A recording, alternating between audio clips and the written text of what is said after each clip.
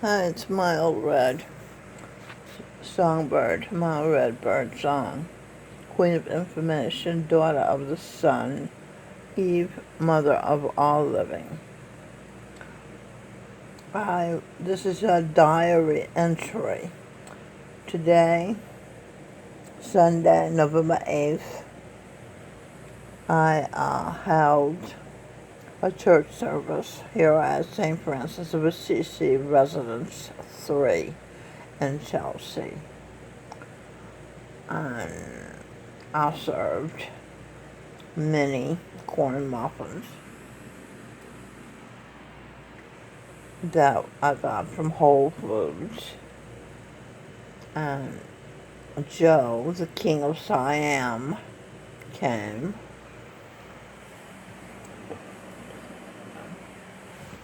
And I read from the Song of Songs. He said it was beautiful in the Bible. He said it was beautiful. And I expressed a brief political opinion because the election is going on. I said, the Democrats are corrupt and the Republicans are stupid. And I voted for John Hancock being as Will Smith.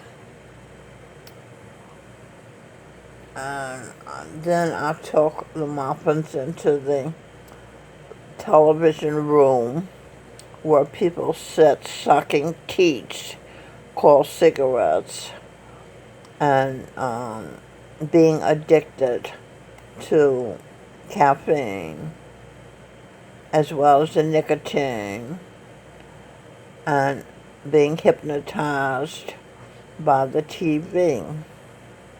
And I offered them some of the corn muffins, and they took them. I displayed my props, the album, what it is, that I wrote the lyrics for, and that I created Edwin Birdsong's image for. I plaited his hair. After this album came out, people plaited their hair all over the world. Black people, mostly. This is a picture of Einstein, my projection, and Mary Magdalene. This is a prop, one of my parallel lives identities. These are my parallel lives identities. I have many. This is a book I wrote, Sneezes a Greasy. Babysits Abigail. This is Sneezy. It's written by Michelle Birdsong and Robin Birdsong.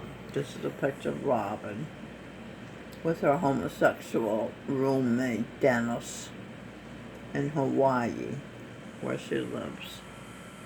This book was illustrated by my son in a parallel life, T.J. Robshaw, a brilliant illustrator, as Robin is a brilliant rhyme story maker. She was, and she is in a parallel life, Dr. Seuss. And I came up with the brilliant title and the plot.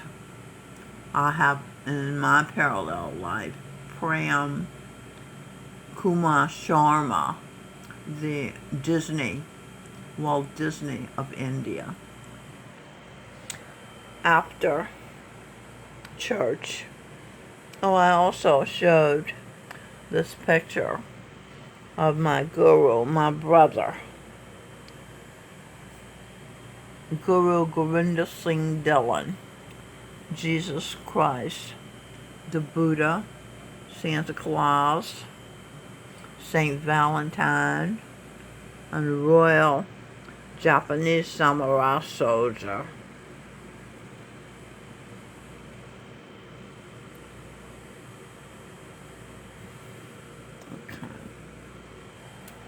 And yesterday I had a visit from my father in a parallel life, King George V of the British royal family, is being Milton Harris. He's also Zeus. The king's daughter, T. Michelle Birdsong, Queen of Creation. Creation is consciousness. They are both leaders of the holy royal family of true humans, great gods, good geniuses, and saints. King George is the grandfather of Queen Elizabeth, Queen Victoria, and he's also, Queen Victoria, Robin Birdsong, is Queen Elizabeth II, paternal great-great-grandmother, Robin Birdsong, B.S. St. Francis of Assisi, in a parallel life. And that's how Milton and I happen to be at St. Francis of Assisi, Residence 3, because as King George V, he is related to Queen Victoria, and Queen Victoria is St. Francis of Assisi. And I am related to St. Francis of Assisi. She's my daughter, Robin Michelle Birdsong. And there are many Jesus Christ disciples here at St. Francis of Assisi. As a matter of fact, the founder, Reverend Thomas Walters, also known as Father Tom, is a Jesus Christ disciple, St. James the Greater. As Mary Magdalene in a parallel life, Jesus Christ's wife. When I became homeless, he guided me. He guided me here, where his disciples, my husbands in many instances, are taking care of me. And Queen Victoria, St. Francis of Assisi, is attached to her grandson, King George V. And when he became homeless, he was guided here, where he's under the protection of Jesus Christ's disciples. And I asked Joe what he was grateful for, and he said, for the shelter of St. Francis of Assisi. After service, I came upstairs and got my talk and share questions for Joe. And I'll share some of them with you. Talk and share is a therapy I created that clears your mind and that clears up any traumas you have in your mind. And I do this simply by asking questions. Here are some of the questions I ask him. Are you angry because you, and I told you Joe is my husband in parallel life, right? Are you reacting? Are you angry because you did? Are you unaware that a lady is akin to a flower and a man an animal? Are you not aware that if an animal lays on a flower, he crushes it? Deep down, do you feel inferior? Are you defensive? Do you have a massive defense mechanism? Is your personality one big defense mechanism? Are you a narcissist? Do you overcompensate? Do you have worrisome self-doubts? Are you hiding your deficits in your self-image? Do you have a massive defense system? Is your ego pumped up artificially? Do you have a need to feel superior? Do you project onto others any criticism you get? Is your relationship with others governed by self-interest?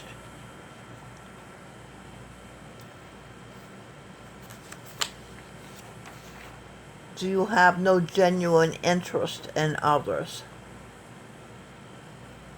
Do you lord your superiority over others? Do you have chronic anxieties and insecurities? Do you brag to bolster your false, self-flattering identity? Do you brag to keep your underlying insecurities safely cradled inside your material possessions? Is yours a fragile ego? Do you deny or disavow the true state of affairs, the way things are?